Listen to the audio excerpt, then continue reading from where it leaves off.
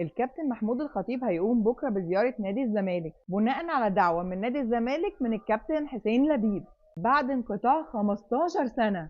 ودي زياره وديه عشان العلاقات ترجع تاني كويسه ما بين اكبر ناديين في مصر. بصراحه انا شايفه ان هي خطوه حلوه جدا، واتمنى انها كانت تحصل من فتره. وقلت كده في الفيديو بتاع مصطفى اشرف لما طلع والده وقال اللي هيقدر مصطفى يلعب في النادي بتاعه، واستغلال المنافسه ما بين الناديين في موضوع الصفقات. نفسي بجد يكون في تعاون ما بين الناديين في موضوع الصفقات ده علشان اللعيبه اللي بتزايد على اكبر ناديين في مصر.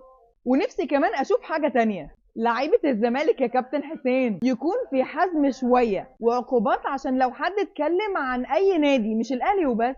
يعني مثلا اللي حصل مع امام عاشور لما كان في نادي الزمالك، كان بيطلع يغلط عادي جوه اوضه اللبس في النادي الاهلي وما كانش فيه ولا اي رد فعل ولا عقوبه من الاداره. حتى لو لاعب صغير مش فاهم لازم يكون في عقوبه رادعه علشان ما حدش يعمل كده تاني، لان دي في الاول وفي الاخر سمعه النادي واداره النادي. لما امام عاشور جه الاهلي وهو نفس اللاعب ما قدرش يعمل اللي كان بيعمله في نادي الزمالك. فاكرين المشكله بتاعت الكابتن رضا عبد العال وامام عاشور لما الكابتن رضا عبد العال طلع وهاجم امام؟ طلع امام ساعتها وقال انا مش هقدر ارد عليك علشان دلوقتي انا بلعب في الاهلي، عارف ان هيبقى في عقاب، فما قدرش يعمل اللي كان بيعمله قبل كده. عقاب بيعلم الادب. وكمان كهربا اتغير 180 درجه لما راح الاهلي.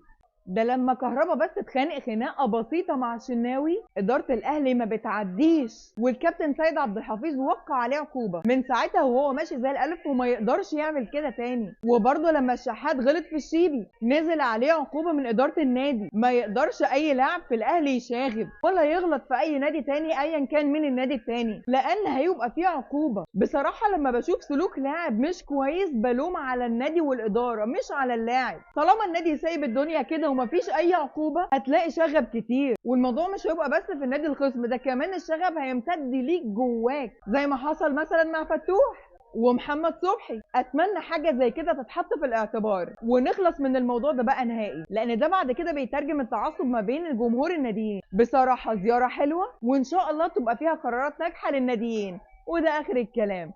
سلام.